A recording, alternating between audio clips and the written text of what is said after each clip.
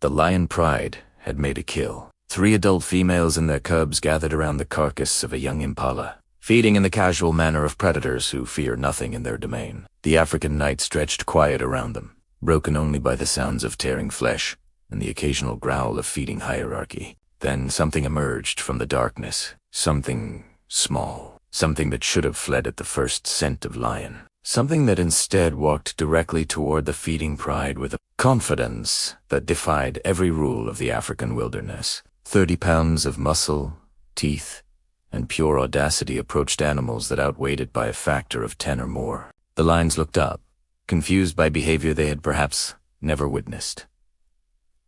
Prey does not approach predators. Prey flees. Prey hides. Prey certainly does not march toward feeding lions as though it owned the carcass they were consuming. The honey badger did not hesitate. It did not slow. It walked directly to the kill and began feeding alongside creatures that could end its life with a single swipe. The lions, remarkably, made room. This is the animal that has earned a reputation unlike any other in the African bush. An animal that attacks venomous snakes for breakfast, raids beehives, defended by thousands of stinging insects, and challenges predators that should terrify it into submission. An animal that seems genuinely incapable of understanding that it should be afraid. Welcome to Wildlife Rescue Stories. Tonight, we explore the extraordinary existence of Africa's most fearless creature. We investigate the physical adaptations, the behavioral patterns, and the evolutionary pressures that produced an animal so aggressive that even lions prefer to avoid confrontation. This is the honey badger, and fear is simply not in its vocabulary. The honey badger, known scientifically as Mellivora, belongs to the mustelid family, which includes weasels, otters, wolverines, and ferrets. Mustelids as a group demonstrate aggressive behavior disproportionate to their size, and the honey badger represents perhaps the ultimate expression of this family trait. Adult honey badgers measure approximately 23 to 28 inches in body length, with tails adding another 8 to 12 inches. Standing roughly 10 to 12 inches at the shoulder, they present a low-slung profile that belies their formidable capabilities. Weight typically ranges between 20 and 35 pounds, with males averaging larger than females. Their appearance announces their nature. The distinctive two-tone coloration features a broad white or gray cape extending from the crown of the head across the back, contrasting sharply with black fur covering the face, sides, belly, and legs. This bold pattern, visible even in low-light conditions, serves as warning coloration that advertises the honey badger's dangerous nature to potential threats. The body structure reflects adaptation for both digging and combat. Powerful forelimbs equipped with claws measuring up to 1.5 inches in length can excavate burrows through hard soil with remarkable speed. These same claws serve as formidable weapons during confrontations, capable of inflicting serious injury on animals, many times the honey badger's size. Honey badger bite force, while not precisely measured in scientific literature, clearly exceeds what their size might suggest. Their teeth include prominent canines designed for gripping and tearing, complemented by carnassial teeth, optimized for shearing meat. But physical dimensions alone cannot explain the honey badger's extraordinary reputation. Many African predators possess greater size, strength, and weaponry. What sets the honey badger apart is not what it has, but how it uses what it has. And that begins with skin that seems almost impossibly tough.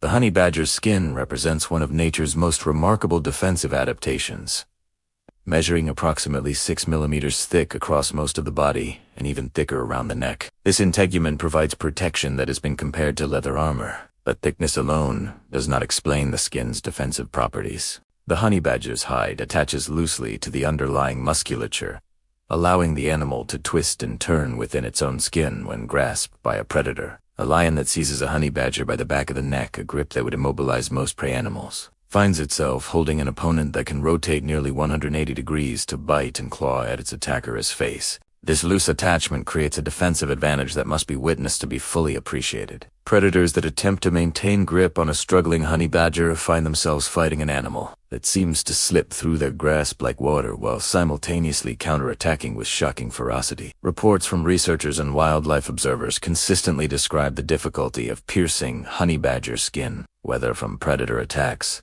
porcupine quills, or even bee stings. This resistance does not make honey badgers invulnerable. but it raises the cost of attacking them far beyond what their size would suggest. Around the throat and neck, where predators typically target their killing bites, the skin reaches its maximum thickness. The combination of thick, loose, puncture-resistant skin creates an animal that can absorb punishment that would kill creatures many times its size, all while counterattacking with undiminished ferocity. Predators that engage honey badgers discover that winning the fight may cost more than the victory is worth.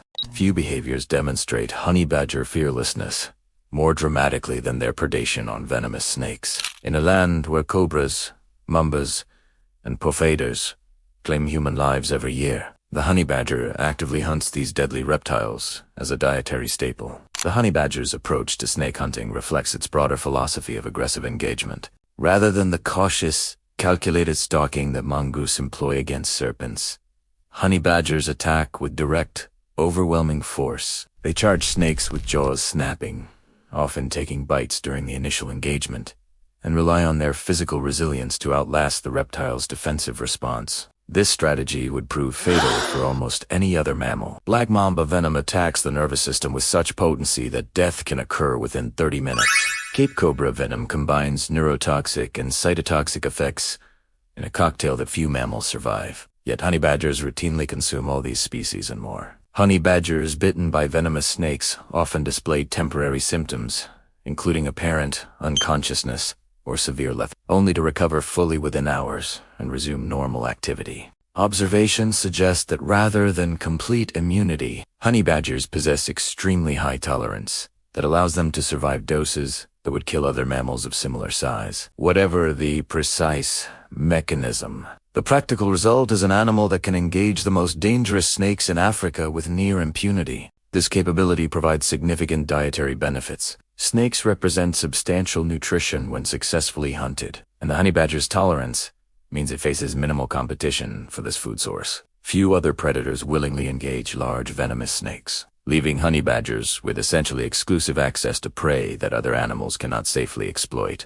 The honey badger's common name derives from one of its most remarkable feeding behaviors, the raiding of wild bee colonies for honey and larvae. This behavior brings the animal into conflict with some of Africa's most aggressive bee species, insects whose stings have killed elephants and regularly cause human fatalities. A wild bee colony may contain tens of thousands of individual insects, all prepared to defend their hive with suicidal determination. When threatened, African bees attack in swarms that can pursue intruders for considerable distances, stinging repeatedly until the threat retreats or succumbs. Large mammals flee from these assaults. Humans who encounter aggressive African bees without protection face genuine mortal danger. The honey badger digs directly into active hives, ignoring the storm of stings that greets this intrusion. Its thick skin provides substantial protection, and the loose hide that confounds mammalian predators also reduces the effectiveness of bee stings. The badger's small ears can close tightly to prevent bees from entering ear canals. Thick fur around the face offers additional protection to eyes and other vulnerable areas. The reward justifies the risks. Bee larvae provide exceptional nutrition, rich in protein and fat, that supports the honey badger's high-energy lifestyle. Honey itself offers concentrated sugars that fuel the badger's nearly constant activity. A successful hive raid provides caloric returns that few other food sources can match. Traditional African stories describe a partnership between honey badgers and birds called honey, with the birds leading badgers to hives in exchange for access to wax and larvae that the badgeress excavation exposes. Scientific investigation has produced mixed evidence regarding this relationship. Honey guides certainly lead humans to hives and consume wax from excavated colonies. Whether they regularly lead honey badgers remains debated, though the two species clearly interact around bee colonies. Whether guided or not, honey badgers locate and raid hives with remarkable frequency. Their excavation capabilities allow them to access hives that other honey-loving species cannot reach, carved into tree trunks, buried underground, or hidden in rocky crevices. The bee-stung badger that emerges from a successful raid, face covered in honey, has earned every calorie of its sweet reward. The honey badger's fearlessness extends far beyond snakes and bees to include direct confrontation with predators that should represent overwhelming threats. Lions, leopards, genius, and African wild dogs all encounter honey badgers in the wild, and the outcomes of these encounters consistently defy expectations based on size alone. Multiple documented observations describe honey badgers facing down lions. In most cases, the confrontation follows a predictable pattern. Lions approach with curiosity or predatory intent. The honey badger, rather than fleeing, turns to face the threat while vocalizing aggressively. If the lion advances, the honey badger attacks with screaming ferocity, targeting the face and forelegs with claws and teeth.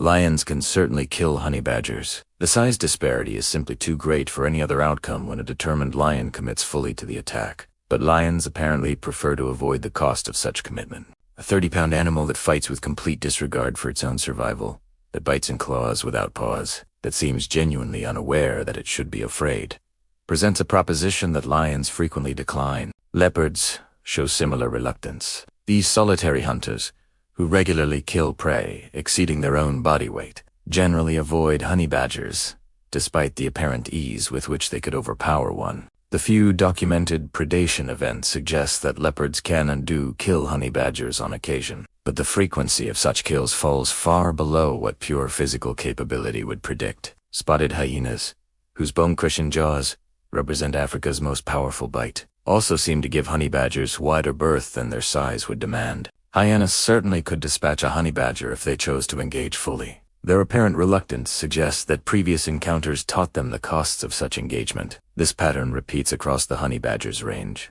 Predators that could physically overwhelm them frequently choose not to, apparently calculating that the energetic cost and injury risk of killing such aggressive prey exceeds the nutritional benefit of consuming it. The honey badger has achieved something remarkable. Through sheer aggression and willingness to engage regardless of odds, it has made itself a meal that predators prefer to skip.